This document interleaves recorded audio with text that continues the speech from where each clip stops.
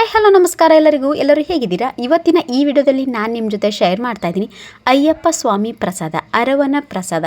ಯಾರಿಗೆ ತಾನೇ ಅಯ್ಯಪ್ಪ ಸ್ವಾಮಿ ಪ್ರಸಾದ ಇಷ್ಟ ಆಗಲ್ಲ ಅಲ್ವಾ? ಖಂಡಿತವಾಗ್ಲೂ ಅಂಥ ಪ್ರಸಾದನ ನಾವು ಇವತ್ತು ಮಾಡ್ತಾಯಿದ್ದೀವಿ. ಖಂಡಿತವಾಗ್ಲೂ ಇಷ್ಟ ಆಗುತ್ತೆ. ಯಾರಿಗೆಲ್ಲ ಇಷ್ಟ ಆಗಿದೆಯೋ ಪ್ಲೀಸ್ ಅವರೆಲ್ಲ ಲೈಕ್ ಮಾಡಿ, ಶೇರ್ ಮಾಡಿ, ನಿಮ್ಮ ಫ್ಯಾಮಿಲಿಗೂ ಸಹ ಶೇರ್ ಮಾಡಿ. ಇವಾಗ ಹೇಗೆ ಮಾಡೋದು ಅಂತ ನೋಡ್ಕೊಂಬರೋಣ. ಮೊದಲಿಗೆ ನಾನಿಲ್ಲಿ 2 ಗ್ಲಾಸಷ್ಟು ನೀರು ಹಾಕ್ತಾಯಿದ್ದೀನಿ. 2 ಗ್ಲಾಸಿಗೆ 2 ಗ್ಲಾಸಷ್ಟು ಬೆಲ್ಲ ಹಾಕೋಣ. ಅಂದರೆ ನೀವು ಮುಕ್ಕಾಲು ಸಹ ತೊಗೋಬೋದು, ಬೆಲ್ಲದ ಮೇಲೆ ಡಿಪೆಂಡ್ ಇರುತ್ತೆ. ಒಂದೊಂದು ಬೆಲ್ಲ ಬೇಗ ಸ್ವಲ್ಪ ನೀರು ಬಿಡುತ್ತೆ. ಹಾಗಾಗಿ ಓಕೆ, ನಾನಿಲ್ಲಿ ನೋಡಿ 1 ಗ್ಲಾಸಿಗೆ 1 ಗ್ಲಾಸ್ ನೀರು ಅಷ್ಟು. ಇದನ್ನು ಕರಗಿಸೋಣ ಅಷ್ಟೇ, ಯಾವುದೇ ರೀತಿಯಾದ ಇದು ಪಾಕ ಬರಬೇಕಿಲ್ಲ, ಜಸ್ಟ್ ಕರಗಿಸೋಣ. ಓಕೆ ನೋಡಿ, ಇವಾಗ ಇದು ಕರಗಿದೆ. ಇವಾಗ ಇದರಲ್ಲಿ ಏನಾದರೂ ಕಸ ಕಡ್ಡಿ ಏನಾದರೂ ಇರುತ್ತೆ ಅಂತ ಇದನ್ನು ಫಸ್ಟು ಸೋಸ್ಕೊಂಡ್ಬಿಡೋಣ. ಓಕೆ, ಸೋಸಿದ್ದ ಆಗಿದೆ ಇವಾಗ. ಓಕೆ, ಸೋಸ್ಕೊಂಡಿದ್ದಾಗಿದೆ. ಇವಾಗ ನಾನಿಲ್ಲಿ ರೆಡ್ ರೈಸ್ ತೊಗೊತಾ ಇದ್ದೀನಿ, ಕೆಂಪಕ್ಕಿ. ಇದನ್ನ ನಾವಿಲ್ಲಿ 2 ಗ್ಲಾಸ್ ಅಕ್ಕಿ ತೊಗೊತಾ ಇದ್ದೀನಿ. ಅಂದರೆ ಜಸ್ಟ್ ಇದನ್ನು ವಾಶ್ ಮಾಡಿಕೊಂಡ್ರೆ ಸಾಕು, ಯಾವುದೇ ರೀತಿಯ ನೆನೆಸೋ ಅವಶ್ಯಕತೆ ಇಲ್ಲ. ನೀವು ಬೇಕಾದ್ರೆ ರೈಸ್ ಮಾಡಬೇಕಾದ್ರೆ ಒಂದು 10-15 ನಿಮಿಷ ನೆನೆಸಬೇಕು. ಬಟ್ ಇದು ಪ್ರಸಾದ ಆಗಿರೋದ್ರಿಂದ ಇದನ್ನ ನೆನೆಸೋ ಅವಶ್ಯಕತೆ ಇಲ್ಲ. ಜಸ್ಟ್ ಚೆನ್ನಾಗಿ ತೊಳೆದು ಬಿಡೋಣ. ಓಕೆ, ಒಂದು 2-3 ಸಲ ತೊಳೆದಿದ್ದಾಗಿದೆ. ಇವಾಗ ನೋಡಿ, ಒಂದು ಪಾತ್ರೆಗೆ ನಾನಿಲ್ಲಿ ಒಂದು 2-3 ಸ್ಪೂನಷ್ಟು ನಾನಿಲ್ಲಿ ತುಪ್ಪ ಹಾಕ್ತಾಯಿದ್ದೀನಿ. ಸ್ವಲ್ಪ ತುಪ್ಪ ಮೆಲ್ಟ್ ಆಗಲಿ ಅಷ್ಟೇ, ಕಡಿಮೆ ಉರಿ ಇಟ್ಕೊಳ್ಳೋಣ. ಇವಾಗ ನಾವು ಚೆನ್ನಾಗಿ ವಾಶ್ ಮಾಡಿ ಇಟ್ಕೊಂಡಿರುವಂತಹ ರೆಡ್ ರೈಸ್ನ ನಾವಿಲ್ಲಿ ಹುರ್ಕೊಳ್ಳೋಣ. ಒಂದು 5-6 ನಿಮಿಷ ಕಡಿಮೆ ಉರಿಯಲ್ಲಿ ಚೆನ್ನಾಗಿ ಇದನ್ನು ಹುರ್ಕೋಬೇಕು. ಒಳ್ಳೆ ಘಮ ಬರಬೇಕು ಇದನ್ನು ಹುರ್ಕೋಬೇಕಾದ್ರೆ. ಅಲ್ಲಿವರೆಗೂ ಚೆನ್ನಾಗಿ ಒಂದು 5 ನಿಮಿಷ, ಕನಿಷ್ಠ ಪಕ್ಷ ಒಂದು 5 ನಿಮಿಷ ಹುರ್ಕೊಳ್ಳೋಣ, ಕೈ ಬಿಡದೇ ಇರೋ ರೀತಿ.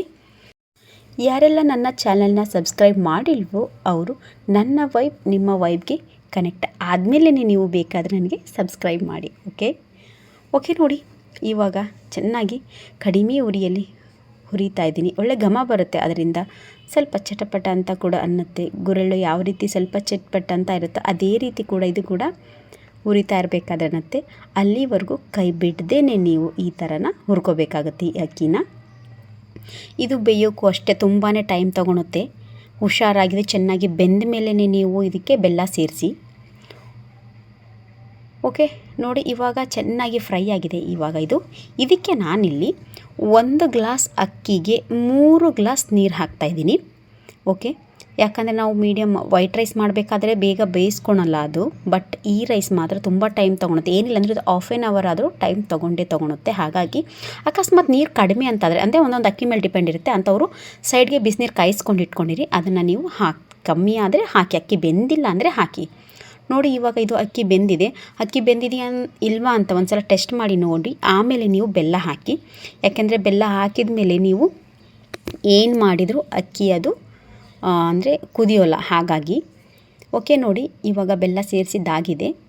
ಬೆಲ್ಲ ಚೆನ್ನಾಗಿ ಇದು ಅಕ್ಕಿ ಮತ್ತು ಬೆಲ್ಲಕ್ಕೆ 2 ರೀತಿ ಹೊಂದ್ಕೊಂಡು ಇದು ಚೆನ್ನಾಗಿ ಗಟ್ಟಿಯಾಗಬೇಕು. ಅಲ್ಲಿವರೆಗೂ ಇದು ಕುದಿಸ್ಕೊಳ್ಳೋಣ. ಇದನ್ನು ಮಧ್ಯದಲ್ಲಿ ಪ್ಲೇಟ್ ಮುಚ್ಚೋಣ, ಮಧ್ಯದಲ್ಲಿ ಈ ರೀತಿ ಸ್ಪೂನ್ ಆಡಿಸೋಣ. ಓಕೆ ನೋಡಿ, ಇವಾಗ ನಿಮಗೆ ತುಂಬ ನೀರು ಅನ್ನಿಸ್ಬೋದು, ಬಟ್ ಕುದೀತಾ ಅದು ಗಟ್ಟಿಯಾಗುತ್ತೆ. ಓಕೆ ನೋಡಿ, ಈ ಹಂತದವರೆಗೂ ಬಂದಿದೆ. ಇವಾಗ ನಾನು ಇದಕ್ಕೆ 1 ಸ್ಪೂನಷ್ಟು ತುಪ್ಪ ಹಾಕ್ತಾಯಿದ್ದೀನಿ. ಇನ್ನಿದು ಕುದಿಬೇಕು. 1 ಸ್ಪೂನ್ ತುಪ್ಪ ಹಾಕ್ತಾಯಿದ್ದೀನಿ. ಹಾಗೆಯೇ ಕರಿ ದ್ರಾಕ್ಷಿ ಹಾಕ್ತಾಯಿದ್ದೀನಿ. ಹಾಗೆಯೇ ಇದಕ್ಕೆ ನಾನಿಲ್ಲಿ ಕೊಬ್ಬರಿ ತುಂಡು ಸಹ ಹಾಕ್ತಾಯಿದ್ದೀನಿ. ಇವು 3 ಫಸ್ಟ್ ಚೆನ್ನಾಗಿ ಇದ್ರ ಜೊತೆ ಕುದಿಲಿ. ಯಾಕಂದರೆ ಇದನ್ನು ತುಪ್ಪದಲ್ಲಿ ಫ್ರೈ ಮಾಡಿಲ್ಲ, ಹಾಗಾಗಿ ಇದ್ರ ಜೊತೆನೇ ಇದು ಕುದಿಬೇಕು. ಒಂದು 5 ನಿಮಿಷ ಚೆನ್ನಾಗಿ ಕುದಿಲಿ ಇದು. ಅದಿನ್ನೂ ಸ್ವಲ್ಪ ಬೆಲ್ಲದ ಪಾಕ ಇದೆಯಲ್ಲ, ಅದು ಕೂಡ ಹೀರ್ಕೋಬೇಕು. ಓಕೆ ನೋಡಿ, ಇವಾಗ ನಾನು ಇದಕ್ಕೆ ಏಲಕ್ಕಿನ ಸಕ್ಕರೆ ಜೊತೆ ಸ್ವಲ್ಪ ಗ್ರೈಂಡ್ ಮಾಡಿದ್ದೆ, ಅದನ್ನು ಹಾಕ್ತಾಯಿದ್ದೀನಿ. ಒಂದು ಅರ್ಧ ಸ್ಪೂನಷ್ಟು ನಾನಿಲ್ಲಿ ಡ್ರೈ ಜಿಂಜರ್ ಪೌಡರ್ ಹಾಕ್ತಾಯಿದ್ದೀನಿ, ಅಂದರೆ ಒಣ ಶುಂಠಿ ಪೌಡರ್ ಹಾಕ್ತಾಯಿದ್ದೀನಿ. ಹಾಕಿದ ಮೇಲೆ ಇದು ಒಂದು 10 ಸೆಕೆಂಡ್ ಕುದ್ರೆ ಸಾಕು. ಆಮೇಲೆ ಸ್ಟವ್ ಆಫ್ ಮಾಡಿ ತಣ್ಣಗಾಕ್ಬೇಡ. ಇದು ತಣ್ಣಗಾದ್ಮೇಲೆ ಗಟ್ಟಿಯಾಗಿ ಸೇಮ್ ಅಯ್ಯಪ್ಪನ ಪ್ರಸಾದ ಯಾವ ರೀತಿ ಇರುತ್ತೆ ನೋಡಿ, ಅದೇ ರೀತಿಯಾಗಿ ಬರುತ್ತೆ. ಖಂಡಿತವಾಗ್ಲೂ ಒಂದು ಸಲ ನಿಮ್ಮ ಮನೇಲಿ ಟ್ರೈ ಮಾಡಿ, ಹೇಗೆ ಬಂತು ಅಂತ ಕಮೆಂಟ್ ಮಾಡಿ ತಿಳಿಸೋದನ್ನು ಮಾತ್ರ ಮರಿಬೇಡಿ. ಅದೇ ಕಲರ್ ಅಂದರೆ ಬ್ಲ್ಯಾಕ್, ಅಯ್ಯಪ್ಪ ಸ್ವಾಮಿ ಪ್ರಸಾದ ಸ್ವಲ್ಪ ಕಲರ್ ಬ್ಲ್ಯಾಕ್ ಇರುತ್ತಲ್ಲ, ಹಾಗೆ ಬರಬೇಕು ಅಂದರೆ ನೀವು ಬೆಲ್ಲ ಅಂದರೆ ಪಾಮ್ ಬೆಲ್ಲ ಅಂತ ಸಿಗುತ್ತೆ, ನೀವು ಅದನ್ನು ಯೂಸ್ ಮಾಡಿದರೂ ಆಗುತ್ತೆ. ಖಂಡಿತವಾಗ್ಲೂ ಇವತ್ತಿನ ಈ ಅಯ್ಯಪ್ಪ ಸ್ವಾಮಿ ಪ್ರಸಾದ ನಿಮಗೆ ಇಷ್ಟ ಆಗಿದೆ ಅಂದ್ಕೊಂಡಿದ್ದೀನಿ. ಯಾರಿಗೆಲ್ಲ ಅಯ್ಯಪ್ಪ ಸ್ವಾಮಿ ಪ್ರಸಾದ ಇಷ್ಟನೋ ಅವರೆಲ್ಲ ಪ್ಲೀಸ್ ಲೈಕ್ ಮಾಡಿ, ಹಾಗೂ ನಿಮ್ಮ ಫ್ರೆಂಡ್ಸ್ ಹಾಗೂ ಫ್ಯಾಮಿಲಿಗೂ ಸಹ ಶೇರ್ ಮಾಡಿ. Thank you.